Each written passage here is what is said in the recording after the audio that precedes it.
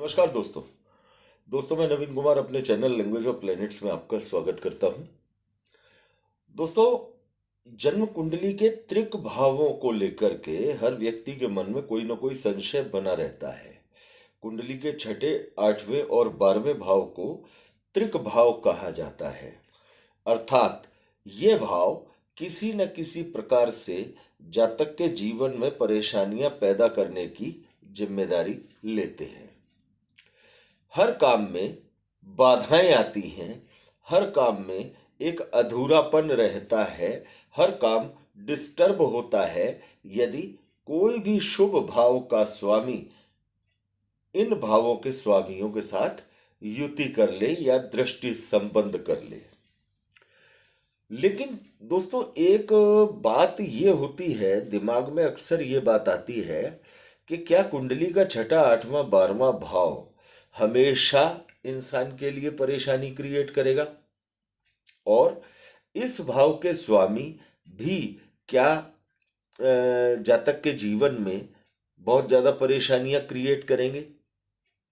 जबकि इस छठे, आठवें, 12वें भाव के स्वामी यदि एक दूसरे के घर में बैठ जाते हैं, छठे का स्वामी आठवें में बैठ जाए या 12वें में बैठ जाए, आठवें का स्वामी छठे में बैठ जाए या 12वें में बैठ जाए, या 12वें का स्वामी छठे में बैठ जाए या आठवें में बैठ जाए, इसे एक राजयोग की श्रेणी में रखा गया है।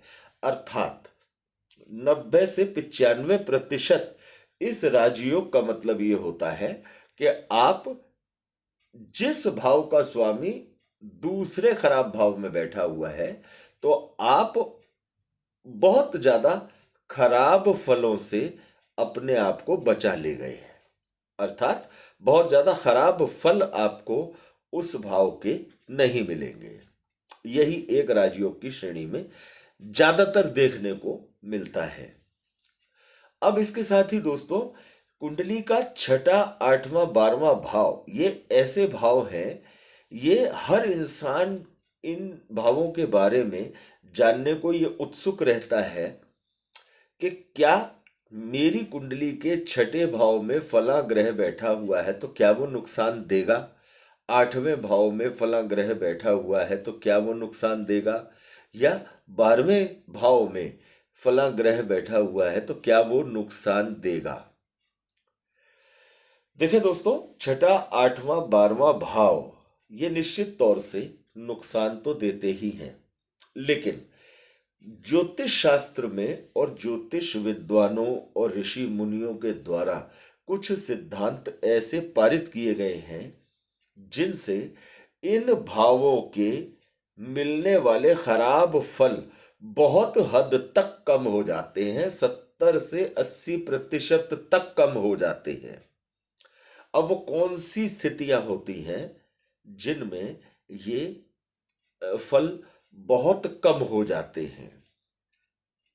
यदि कुंडली के छठे, आठवें, 12वें भाव में कोई भी ग्रह अपनी राशि का बैठा हो, या मित्र राशि में बैठा हो, या उच्च राशि में बैठा हो, यदि जन्म कुंडली के छठे, आठवें, 12वें भाव में कोई भी ग्रह अपनी राशि में हो, जैसे सूर्य है तो सिंह राशि में हो छठे, आठवें, 12वें में, चंद्रमा है तो कर्क राशि में हो छठे, आठवें, 12वें में, या मंगल है तो मेष या वृश्चिक राशि में हो छठवें, आठवें, 12वें में, या अपनी मित्र राशियों में हो, या उच्च की राशियों में हो, तो ये आपके खराब फलों को 80% तक घटाने का काम करते हैं।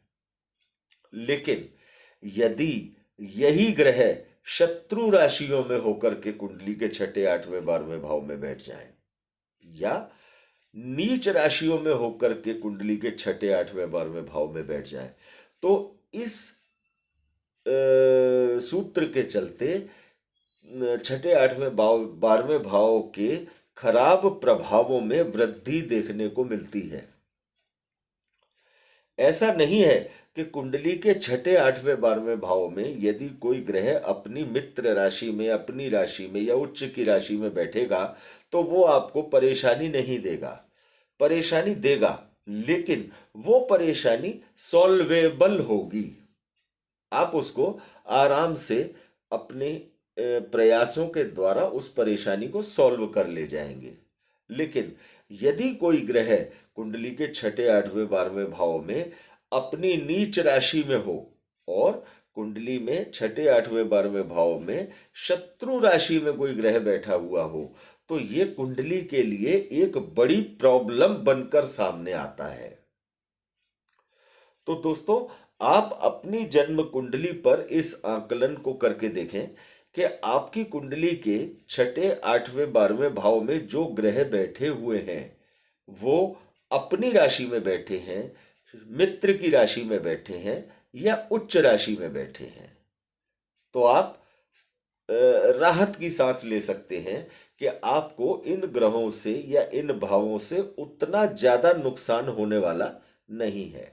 और अगर शत्रु राशि में कोई ग्रह छठे, आठवें, 12वें भाव में है या नीच राशि में कोई ग्रह छठे, आठवें, 12वें भाव में है, तो आपको उससे संबंधित उपायों के लिए भी तैयार रहने की आवश्यकता है।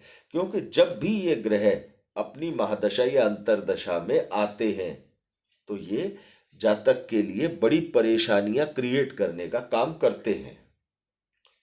तो दोस्तों, ये है कुंडली के त्रिक भावों का एक सही कैलकुलेशन।